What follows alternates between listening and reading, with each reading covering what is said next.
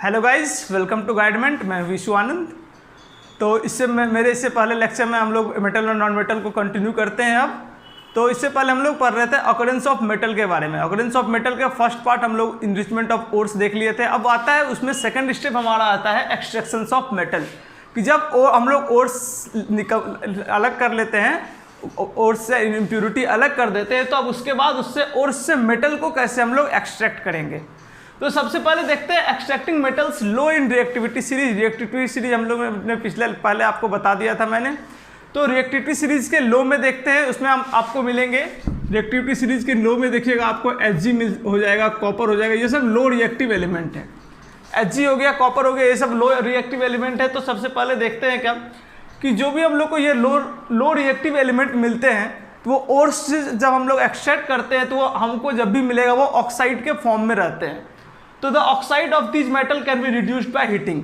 तो उस ऑक्साइड से फिर हम लोग मेटल कैसे निकालेंगे, तो उसको जब हम लोग हीट करेंगे उस ऑक्साइड को, तो उससे हम लोग को मेटल मिल जाएगा। ठीक है, तो चलिए कुछ एग्जांपल देखते हैं। फर्स्ट देखते हैं Hg extract from cinnabar. Cinnabar जो है वो Hg का एक ओड है भैया, HgS, जिसको जिसका केमिकल नेम HgS है सिनेबार का। तो उसका हम लोग अब एक्सट्रैक्शन देखते हैं। तो ये हो जाएगा यहाँ पे 2HgS प्लस O2। HgS हमारा हो गया सिनेबार, जो कि Hg का ओड हो गया, और इसको जब ऑक्सीजन के प्रेजेंस में रिएक्शन कराते हैं तो ये प्रोडक्ट हमारा आता है 2HgO प्लस SO2। तो हम लोग ने क्या देखा कि जब हम लोग HgS को ऑक्सीजन के प्रेजेंस में रिएक्ट कराते हैं तो प्रोडक्ट हमारा आता है HgO प्लस SO2।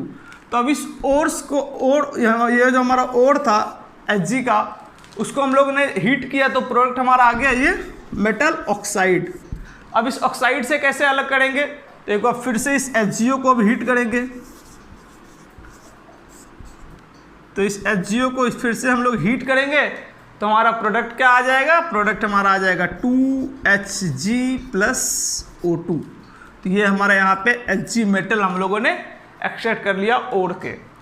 एक और हम लोग देख सकते हैं, कॉपर का देख सकते हैं। तो CuS जो Cu2S है, Cu2S ओके, कॉपर का ओर हो गया Cu2S। इसका जब हम लोग प्रेजेंस ऑक्सीजन में करते हैं तो ये क्या रिएक्शन हमारा देगा, ये हमारा रिएक्शन देगा 2Cu2O। तो फिर से हमारा कॉपर का ऑक्साइड मिल गया हमको, और उसके बाद प्रोडक्ट ये आगे रहेगा 2SO2 फिर से, और फिर से ये इस ऑक्साइड को हम लोग फिर से जब रिएक्ट कराएंगे, that means Cu2O in the presence of O2। तो इस ऑक्साइड को हम लोग फिर से जब ऑक्सीजन के प्रेजेंट में रिएक्शन करवाएंगे तो प्रोडक्ट हमारा क्या आ जाएगा, Cu प्लस SO2। तो हम लोगों ने देख लिया कि Hg एक्सट्रैक्ट कैसे सिनेबार से हम लोग, जो सिनेबार था वो Hg का ओर्स था, उसको हम लोग ऑक्सीजन के प्रेजेंस में रिएक्ट कराए, जब हीट दिए तो हमको यहाँ पे क्या आ गया HgO। दैट मीन्स HgO हो गया, Hg का ऑक्साइड मिल गया हमको, और Hg के ऑक्साइड को फर्दर फिर से हम लोग हीट करेंगे तो प्रोडक्ट हमारा क्या आ जाएगा 2Hg। तो यहाँ से हमको Hg मेटल हमारा एक्सट्रैक्ट कर गया। सेम इन द केस हम लोग Cu में भी देखे। तो चलिए, हम लोगों ने देखा था इससे पहले extraction of metal in low reactivity series. तो लो रिएक्टिविटी सीरीज में क्या होता है कि मेटल वो हमको ऑक्साइड के फॉर्म में आता है, उसको हम लोग हीट करते हैं और उससे हम लोग मेटल एक्सट्रैक्ट करते हैं। लेकिन ऐसा जो रिएक्टिविटी सीरीज के मीडियम में नहीं है, ठीक है, मिडिल में नहीं है। तो मिडिल में आपको कौन कौन सा एलिमेंट मिल जाएगा, मिडिल में हमको मिल जाएगा जिंक मिल जाएगा, आयरन मिल जाएगा, लीड मिल जाएगा, ये सब हमारा रिएक्टिविटी सीरीज के मिडिल में हमको मेटल मिलता है। तो हम लोग ने देखा कि लो में तो ऑक्साइड के फॉर्म में आता था, तो मिडिल में किस फॉर्म में आता है, प्रेजेंट एज सल्फाइड और कार्बोनेट। तो सल्फाइड और कार्बोनेट के कंपैरिजन में ऑक्साइड से मेटल एक्सट्रैक्ट करना ज़्यादा इजी है एज कंपेयर टू सल्फाइड और कार्बोनेट। तो मिडिल ऑफ रिएक्टिविटी सीरीज में जो ओर्स रहता है वो हमको किस फॉर्म में रहता है, usually present as sulphide and carbonate. तो सबसे पहले देखते हैं सल्फाइड ओर से मेटल को एक्सट्रैक्ट कैसे करते हैं। तो extractions of metal from sulphide ore, इस प्रोसेस को हम लोग कहते हैं, इसमें प्रोसेस आता है रोस्टिंग। तो रोस्टिंग क्या है, in this method sulphide ores are converted into oxide by heating strongly in the presence of excess air. Sulphide ore को हम लोग क्या करते हैं, हीट करते हैं। किस में हीट करते हैं, तो strongly in the presence of excess of air. Excess of air के प्रेजेंस में जब हम लोग सल्फाइड ओर को हीट करेंगे तो क्यों हीट करके क्या फॉर्म हम लोग का आता है, तो फॉर्म करके हीट करके हम लोग उसको ऑक्साइड के फॉर्म में लाते हैं और फिर ऑक्साइड के फॉर्म में आके हम लोग उसको हीट कराते हैं तो फॉर्म करता है हमारा क्या, ऑक्साइड के फॉर्म में लाके हम लोग उसको फिर मेटल बनाते हैं। तो इसमें हमारा क्या रिएक्शन आ जाएगा, ZnS plus O2 zinc sulphide plus O2। ZnS का रिएक्शन किससे किया हम लोग, O2 से, तो प्रोडक्ट हमारा क्या आ जाएगा, ZnO प्लस SO2। तो हम लोगों ने देखा कि जिंक सल्फेट जो कि सल्फाइड हो गया, ये हमारा सल्फाइड ओर हो गया, जिंक जब ये सल्फाइड ओर में था इसका O2 के साथ रिएक्शन कराए तो ये अब हमारा प्रोडक्ट आ गया ZnO आ गया, जिंक का हम लोग को ऑक्साइड फॉर्म मिल गया। जिंक के ऑक्साइड फॉर्म के बाद हम लोग क्या करेंगे, फिर इसको फिर फर्दर रिएक्ट करा के इसको हम लोग इससे मेटल एक्सट्रैक्ट कर सकते हैं। तो हम लोगों ने देखा कि मेटल जब मिडिल रिएक्टिविटी सीरीज में रहेगा तो हमको किस फॉर्म में मिलता है, सल्फाइड एंड कार्बोनेट। तो हम लोगों ने देख लिया कि सल्फाइड और किस में से ट्रांसफर करने का क्या मेथड है, रोस्टिंग उसको कहते हैं। तो रोस्टिंग में क्या होता है कि in this method sulphide ore are converted into oxide by heating strongly in the presence of air. तो हम लोगों ने देख लिया कि सल्फाइड और से कैसे उसको ऑक्साइड में कन्वर्ट करेंगे। अब देखते हैं कार्बोनेट ओर को हम लोग ऑक्साइड में कैसे कन्वर्ट करते हैं। तो सल्फाइड ओर को अगर जब ऑक्साइड में कन्वर्ट करते हैं तो उस प्रोसेस का नाम था रोस्टिंग, और जब कार्बोनेट ओर को हम लोग ऑक्साइड में चेंज करेंगे तो उस प्रोसेस का नाम है कैल्सिनेशन। दोनों में डिफरेंस एक ही है, एक बहुत ही माइनर डिफरेंस है कि रोस्टिंग में हम लोगों ने देखा कि in the presence of excess of air था, ठीक है, और लेकिन कैल्सिनेशन में क्या है, in the presence of limited air, means limited amount of air के प्रेजेंस में हम लोग कैल्सिनेशन करते हैं। तो carbonate ore are change into oxide by heating strongly in limited air. तो कार्बोनेट ओर को ऑक्साइड में जब हम लोग कैसे चेंज करेंगे, उसको हीट करके किसमें, तो लिमिटेड एयर में, उस प्रोसेस को हम लोग कहते हैं कैल्सिनेशन। तो इसमें हमारा रिएक्शन क्या आ जाएगा, ZnCO3 जिंक कार्बोनेट जो कि Zn का ओड हो गया। तो जब हमारा हीट में इसको हीट करेंगे तो प्रोडक्ट हमारा आएगा ZnO प्लस CO2। तो फिर से हमारा ये ओर्स जो था हमको अब ऑक्साइड में फॉर्म मिल गया है। तो अब हम लोग आगे देखेंगे कि इस ऑक्साइड जो हमको मेटल ऑक्साइड मिल चुका है, इस ऑक्साइड को हम लोग कैसे आगे चेंज करेंगे। तो हम लोग फिर से एक बार देख लेते हैं। तो extraction of metal from sulphide ore हम लोगों ने देखा कि सल्फाइड ओर से हम लोग अगर उसको ऑक्साइड में चेंज करेंगे तो उसको हम लोग प्रोसेस को कहते हैं ये रोस्टिंग, और जब हम लोग कार्बोनेट ओर को चेंज करते हैं ऑक्साइड में तो उस प्रोसेस को हम लोग कहते हैं कैल्सिनेशन। तो चलिए, हम लोग को कार्बोनेट और सल्फाइड ओर से हम लोग को क्या मिल गया था, ऑक्साइड मिल गया था। तो अब जो हमको मेटल ऑक्साइड मिल गया था, अब उस मेटल ऑक्साइड से जब हमारा जो भी रिएक्टिविटी सीरीज के मिडिल का एलिमेंट रहेगा तो हम लोग को उसको मेटल ऑक्साइड से कैसे मेटल में कन्वर्ट करेंगे। तो for reduction we use some reducing agent like carbon, CO और H2। ऑक्सीडेशन रिडक्शन हम लोगों ने पढ़ा था क्लास 10th के फर्स्ट चैप्टर में। तो यहाँ पे भी बस वही रिडक्शन का प्रोसेस इसमें हम लोग अप्लाई कर रहे हैं। तो जब अब रिडक्शन का प्रोसेस अप्लाई करके हम लोग मेटल ऑक्साइड से किस में चेंज कर सकते हैं, मेटल में चेंज कर सकते हैं। आइए एग्जांपल देखते हैं। एग्जांपल ZnO हमारा हो गया जिंक ऑक्साइड, जिंक का ऑक्साइड हो गया, इसको रिएक्ट कराते हैं कार्बन से।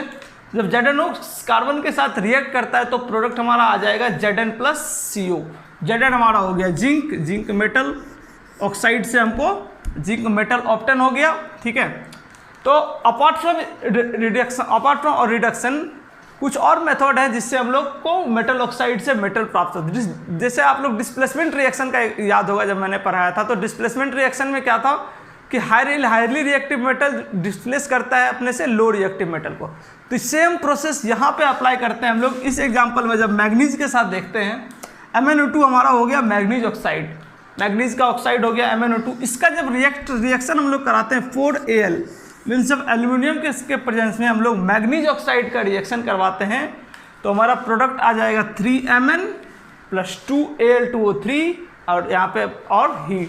तो यहाँ देखा गया MnO2 ऑक्सीजन पहले यहाँ पे मैग्नीज के साथ था, इसका रिएक्शन हम लोग एल्यूमिनियम से किए।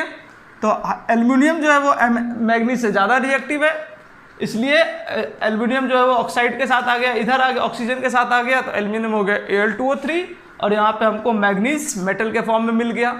एक और रिएक्शन नेक्स्ट हम लोग एग्जांपल देखते हैं आयरन का। आयरन ऑक्साइड को हम जब एल्यूमिनियम से रिएक्ट कराएंगे तो हमारा प्रोडक्ट यहाँ पे क्या आ जाएगा, Fe iron plus Al2O3 plus heat.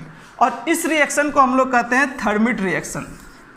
जब ये रिएक्शन हमारा है, इसका हम लोग रिएक्शन का नाम है थर्मिट रिएक्शन। इस रिएक्शन का यूज़ कहाँ कहाँ पे होता है, तो इस रिएक्शन का यूज़ हम लोग कर सकते हैं कोई भी मशीनरी पार्ट को अगर हम लोग जोड़ना है तो उसमें यूज़ कर सकते हैं, या फिर रेलवे ट्रैक को ज्वाइंट करने में हम लोग इस रिएक्शन का यूज़ कर सकते हैं। इस रिएक्शन में क्या हुआ, आयरन ऑक्साइड Fe2O3 जब हम लोग रिएक्ट कराते हैं इसको एल्यूमिनियम से, तो प्रोडक्ट हमारा क्या निकलता है 2Fe, दैट मीन्स आयरन हमको यहाँ पे मिल गया, Fe का हो गया, और प्रोडक्ट में हमारा आ गया Al2O3 प्लस हीट। तो हम लोगों ने देखा कि मेटल ऑक्साइड जो हम लोग मेटल ऑक्साइड से हम लोग मेटल कैसे एक्सट्रैक्ट किए। तो फर्स्ट प्रोसेस इसमें हमारा आ गया रिडक्शन के प्रोसेस से हम लोग कर सकते हैं, इसमें कुछ रिड्यूसिंग एजेंट हम लोग यूज़ कर सकते हैं, हमारा ये तीनों रिड्यूसिंग एजेंट हो गया। तो सबसे पहले हम लोगों ने देखा जिंक ऑक्साइड का कार्बन से रिएक्ट कराए तो प्रोडक्ट हमारा आ गया Zn मिल गया। नेक्स्ट ठीक उसी के अगले में हम लोग देखें कि सिर्फ रिडक्शन से ही नहीं, हम लोग को डिस्प्लेसमेंट के प्रोसेस से भी हम लोग को मेटल ऑक्साइड से मेटल ऑब्टेन हो सकता है। तो चलिए हम लोगों ने एक्सट्रैक्शन देख लिया, low of reactivity series, medium of reactivity series. अब देखते हैं extracting metal from top in reactivity series. Reactivity series के टॉप मेटल्स में हम लोग को मिल सकते हैं K हो गया, Na हो गया, Ca हो गया, ये सब सबसे रिएक्टिव हाईली रिएक्टिव मेटल्स हैं। तो फर्स्ट पॉइंट कुछ पॉइंट देखते हैं। फर्स्ट है they are highly reactive and can not reduce with reducing agent.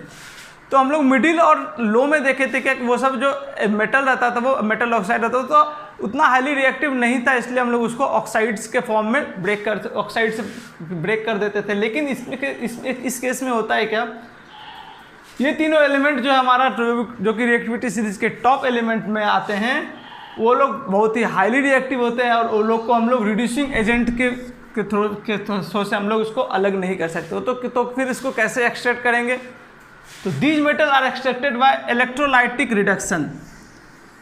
Electrolytic reduction एक मेथड है जिसके थ्रू हम लोग इससे हम लोग एक्सट्रैक्ट करेंगे।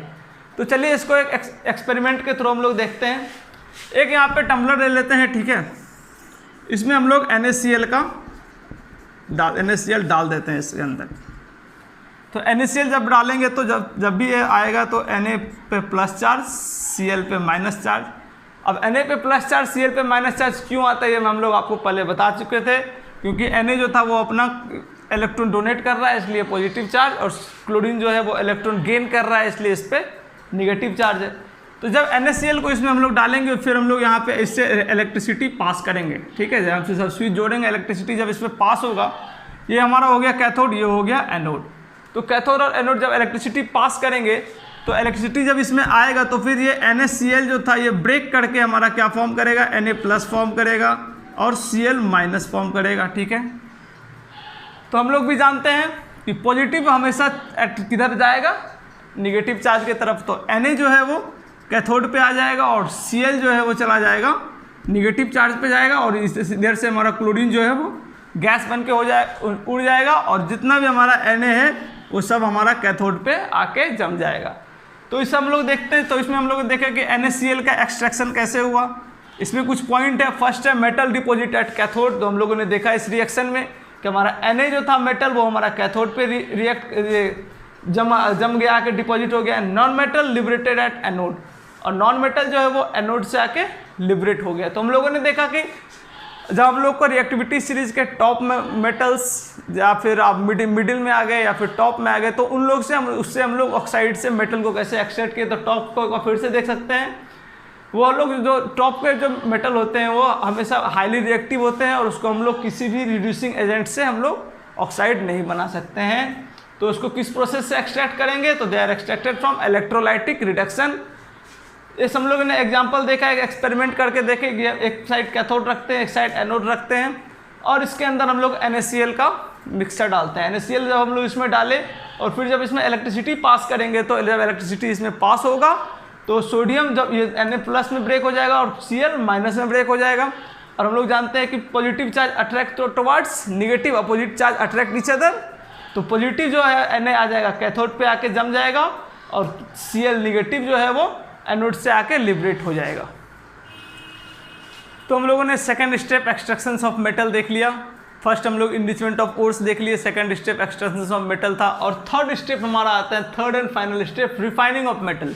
जब हमको ऑक्साइड से जब हम लोग को मेटल मिल जाता है तो उस मेटल को अब चलिए हम रिफाइन करते हैं। तो मेटल रिफाइन को करने का प्रोसेस को हम लोग क्या कहते हैं, इलेक्ट्रोलाइटिक रिफाइनिंग। इलेक्ट्रोलाइटिक रिफाइनिंग के मेथड के थ्रू से हम लोग कोई भी मेटल को रिफाइन करते हैं। तो फर्स्ट उसमें आता है when current pass through it impure metal dissolve into electrolyte.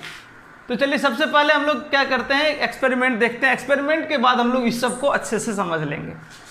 तो पहले क्या करते हैं, हम लोग एग्जांपल में कॉपर को प्योर करते हैं, ठीक है। तो चलिए कॉपर का रिफाइनिंग करते हैं। एक साइड कैथोड ले लिए, एक साइड एनोड ले लिए। तो कैथोड के पार्ट में जो है हम लोग यहाँ पे प्योर कॉपर का एक प्लेट ले लेंगे, ठीक, कैथोड पे प्योर कॉपर का प्लेट, और एनोड पे हमारा आ जाएगा जो कि एक्सट्रैक्शंस किया हुआ कॉपर है, मतलब जो ओर से हम लोग जो कॉपर एक्सट्रैक्ट किए हैं उसको हम लोग एनोड पे डाल देंगे, ठीक है। और इसमें जो है हमारा ये इसमें CuSO4 that mean copper sulphate का सॉल्यूशन इसमें हम लोग डाल दिए, ठीक है। तो उसके बाद हम लोग इस स्विच को यहाँ पे ऑन कर दिए कि यहाँ फिर स्विच ऑन हो गया, इलेक्ट्रिसिटी पास हो गई। जब इलेक्ट्रिसिटी पास होगा तो फिर से CuSO4 से कॉपर यहाँ पे ब्रेक होगा, और कॉपर ब्रेक होकर जो एनोड से जो होगा वो कॉपर ब्रेक होगा और धीरे धीरे जाके कैथोड पे वो चिपक जाएगा। और जब एनोड से जब कॉपर निकलेगा और कैथोड पे चिपकेगा तो ये देखिए यहाँ पे मतलब मैंने आपको बताया है कि कॉपर जो था वो एनोड पे जब इस पर इलेक्ट्रिसिटी पास हुआ तो ब्रेक हो गया, वो Cu2+ और 2E- में ब्रेक हो गया। तो कैथोड से इलेक्ट्रॉन यहाँ से निकला कॉपर और वो जाके धीरे धीरे प्योर कॉपर का जो था कैथोड पे प्योर कॉपर का प्लेट था उस पर चिपक गया। तो थोड़ी देर बाद हम लोग देखेंगे कि ये जो प्योर कॉपर का प्लेट था ये धीरे धीरे मोटा होते जाएगा, और इस पे से एनोड पे से जो कॉपर इलेक्ट्रिसिटी पास करने के कारण एनोड पे से जो कॉपर धीरे धीरे एक्सट्रैक्ट हो जाएगा। तो ये प्लेट जो हमारा वो पतला हो जाएगा, और फिर उसके नीचे यहाँ पे जो हम लोग देखेंगे यहाँ पे कुछ इम्प्यूरिटीज़ यहाँ पे जमा हो जाएगा, और उस इम्प्यूरिटीज़ को हम लोग क्या बोलेंगे, एनोड मड। तो हम लोग चलिए अब इस पार्ट को देखते हैं। When current pass through it, impure metal dissolve into electrolyte। हम लोग अभी जस्ट बताया कि जब इसमें करंट पास करेंगे तो ये जो इम्प्योर मेटल था वो सब इसमें आके डिजॉल्व कर जाएगा। सेकेंड था equivalent amount of pure metal from solution deposited at cathode. फिर से वही बात मैंने अभी बताया कि यहाँ पे से जब इलेक्ट्रिसिटी पास करेंगे तो एनोड से जो है वो कुछ equivalent amount of pure metal जो है वो निकलेगा और आके जब जमा कहाँ पे हो जाएगा, कैथोड पे। थर्ड पॉइंट आता है the insoluble impurities settle down at the bottom of the anode and is called anode mud.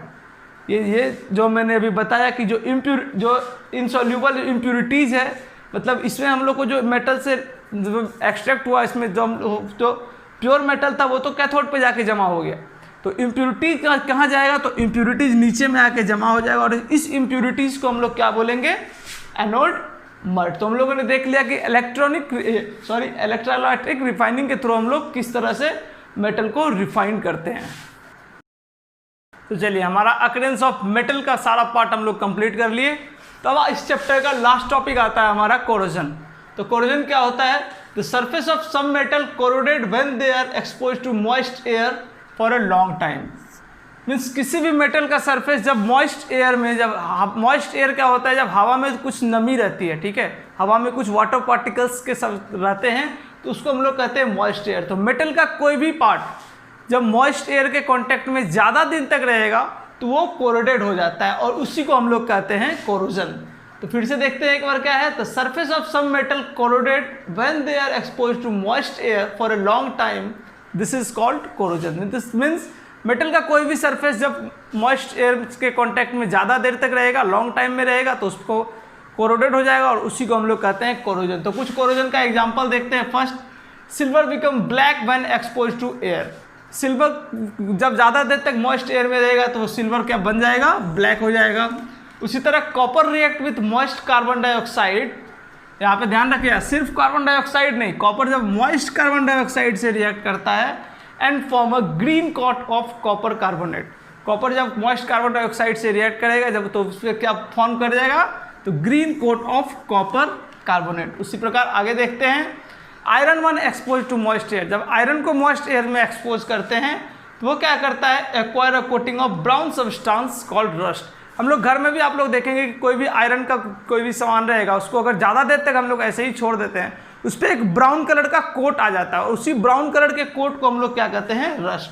तो फिर तुम लोग ने देख लिया था कि कोरोजन क्या होता है। एग्जाम्पल कोरोजन के हम लोगों ने देखा कि सिल्वर को जब एक्सपोज एयर में रखेंगे ज़्यादा दिन तक तो वो सिल्वर ब्लैक हो जाएगा। उसी प्रकार कॉपर को जब मॉइस्ट कार्बन डाइऑक्साइड के से कांटेक्ट में लाते हैं तो कॉपर किस फॉर्म में कलर में आ जाता है, वो ग्रीन कलर का हो जाएगा। और आयरन को जब ज़्यादा दिन तक मॉइस्ट एयर में रखेंगे तो उसमें ब्राउन कलर का एक कोट आ जाता है, और उसी ब्राउन कलर के कोट को हम लोग कहते हैं रस्ट। तो चलिए हम लोगों ने कोरोजन देख लिया, अब आते हैं कोरोजन से प्रिवेंशन की। जब कोरोजन से हम लोग को किसी भी मेटल को कैसे प्रिवेंट करते हैं, तो it can be prevented by painting, oiling, greasing, galvanization, chrome plating, anodizing और मेकिंग एलॉयज। मीन्स हम लोग किसी भी मेटल्स को कैसे उसको हम लोग प्रिवेंट कर सकते हैं, तो पेंटिंग से कर सकते हैं, ऑयलिंग से कर सकते हैं, ग्रीजिंग से कर सकते हैं, या फिर गैल्वेनाइजेशन के मेथड से कर सकते हैं, क्रोम प्लेटिंग कर सकते हैं। तो गैल्वेनाइजेशन हो गया, क्रोम प्लेटिंग हो गया और एनोडाइजिंग हो गया, ये तीनों लगभग सेम प्रोसेस है, बस इसमें डिफरेंस क्या है।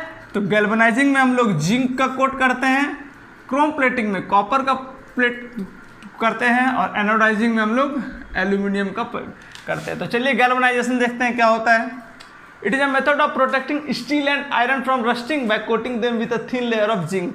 अभी जस्ट मैंने बताया कि गैल्वेनाइजेशन क्या प्रोसेस है, कि ऐसा गैल्वेनाइजेशन वो प्रोसेस है जिससे हम लोग किसी भी मेटल को रस्टिंग से बचाते हैं। कैसे बचाते हैं, by coating a thin layer of zinc. Zinc के एक थिन लेयर से किसी भी मेटल को कोट कर देंगे अगर, तो वो रस्टिंग से उसको प्रिवेंट करेगा कोरोजन से। तो उस प्रोसेस को हम लोग करते हैं गैल्वेनाइजेशन। सेम हो जाएगा क्रोम प्लेटिंग में, कि जब कॉपर का हम लोग लेयर डालते हैं तो हो जाए उसको कहेंगे क्रोम प्लेटिंग। एनोडाइजिंग हो जाएगा जब एल्यूमिनियम का लेयर किसी भी मेटल पर डालेंगे तो उसको कहेंगे एनोडाइजिंग। पेंटिंग हम लोग जानते ही हैं, ऑयलिंग जानते हैं और ग्रीसिंग भी जानते हैं। अब नेक्स्ट हमारा लास्ट आता है मेकिंग एलॉयज। तो एलॉयज क्या होता है, तो सबसे पहले देखते हैं एलॉय क्या होता है। It is a homogeneous mixture of two or more metals or metal and non metal. तो एलॉय क्या हो गया कि दो या उससे ज़्यादा मेटल्स का होमोजीनियस मिक्सचर, या फिर एक मेटल और एक नॉन मेटल जब एक साथ कंबाइन करते हैं तो वो फॉर्म करेगा क्या, फॉर्म करेगा एलॉय। तो कुछ एलॉय के एग्जांपल देख लेते हैं। जैसे आयरन हो गया, तो आयरन एलॉय किस चीज़ का बना हुआ है, तो आयरन प्लस कार्बन, इसमें कार्बन हमारा 0.5% रहता है। स्टील हो गया iron plus nickel plus chromium. Brass हो गया कॉपर प्लस जिंक का एलॉय, और ब्रोंज हो गया कॉपर प्लस टीन का एलॉय। तो हम लोगों ने देख लिया कि किसी भी मेटल को कोरोजन से कैसे प्रिवेंट करेंगे, तो क्या क्या सब प्रोसेस है। तो फर्स्ट प्रोसेस हो गया पेंटिंग, सेकंड प्रोसेस आ गया ऑयलिंग, थर्ड प्रोसेस हो गया ग्रीजिंग, फोर्थ प्रोसेस हमारा आ जाएगा गैल्वेनाइजेशन, फिफ्थ प्रोसेस आ जाएगा क्रोम प्लेटिंग, उसके बाद आ जाएगा एनोडाइजिंग, एंड लास्ट प्रोसेस हो जाएगा मेकिंग एलॉय। गैल्वेनाइजिंग में क्या करेंगे हम लोग, जिंक का थिन लेयर डाल लेंगे, क्रोम प्लेटिंग में कॉपर का थिन लेयर डाल देंगे, एनोडाइजिंग में एल्यूमिनियम का थिन लेयर डाल देंगे किसी भी मेटल पे रोस्टिंग से कोरोजन से प्रिवेंट के लिए। और एलॉय क्या होता है कि होमोजेनियस मिक्सचर ऑफ दो मेटल्स का मिक्सचर को हम लोग या फिर एक मेटल और एक नॉन मेटल के मिक्सचर को हम लोग होमोजेनियस मिक्सचर जब होगा तो उसको हम लोग कहेंगे एलॉय।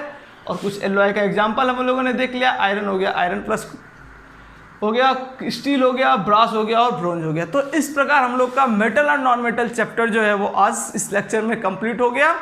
अगर आपको इसमें कुछ वीडियो में डाउट है तो आप लोग कमेंट कर सकते हैं। अगर वीडियो अच्छा लगे तो please do like, share and subscribe. Thank you.